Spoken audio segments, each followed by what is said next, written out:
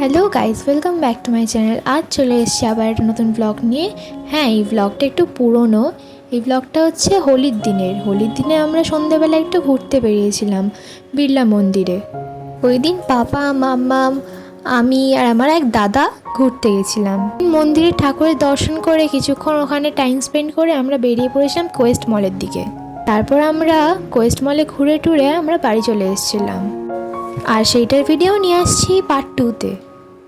মন্দিরের ভিতরের ভিডিও তোমাদের সাথে শেয়ার করতে পারলাম না, কারণ মন্দিরের ভিতরে ক্যামেরা অ্যালাউড ছিল না। চলো আজকের মতন এখানেই শেষ করলাম, দেখা হচ্ছে আবার নেক্সট ব্লগে। টাটা।